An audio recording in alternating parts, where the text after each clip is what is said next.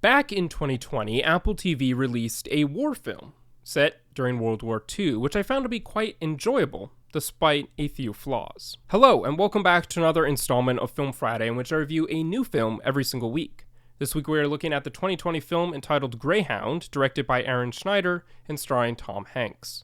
Let's get into it. The story is based on a 1955 novel by C.S. Forrester and follows a U.S. Navy commander by the name of Ernie Krause, depicted by Tom Hanks, as he leads a fleet of destroyers through a sea of German U-boats during the Battle of the Atlantic. The runtime of the film is about 90 minutes, and the vast majority of that runtime is spent in the midst of non-stop combat. In some ways, it reminded me of Nolan's Dunkirk, with its unrelenting scenes of war, fully immersing you in the intensity of combat. And that is certainly something which this film, Greyhound, did very well. Attack after attack from the German U-boats was launched upon the destroyers, and as soon as they thought that one attack was done, a fresh one had just begun. And the U-boats had an obvious advantage. They were hidden below the waterline and detectable only by intermittent radar. In addition to that, the submarines could fire missiles directly at the ship, while the destroyers could only respond with approximately placed depth charges. So the story of Greyhound was overall very well done, but I had two main issues with the film. First, I would have liked to learn more about the captain, Ernie Krause. Now, I do not think there should have been any sort of deep dive into his character or his backstory during the extended scenes of combat, because that would have broken up the pacing of the film,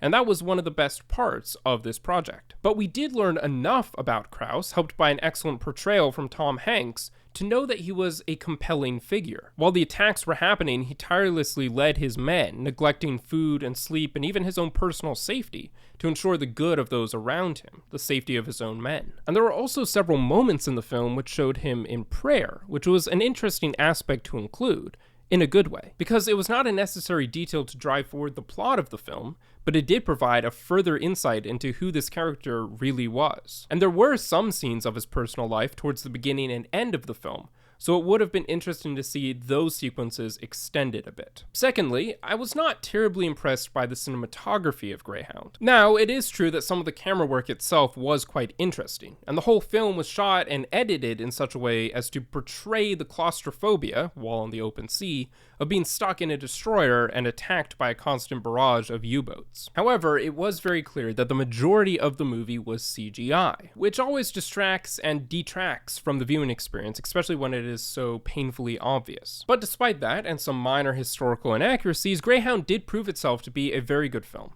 And overall, I would rate it a 7 out of 10. Definitely well worth watching, particularly if you are a World War II buff, or even if you're just a fan of Tom Hanks in general. With that being said, thank you for watching, and be sure to comment your own thoughts on this film below. And don't forget to subscribe for more movie commentary and reviews.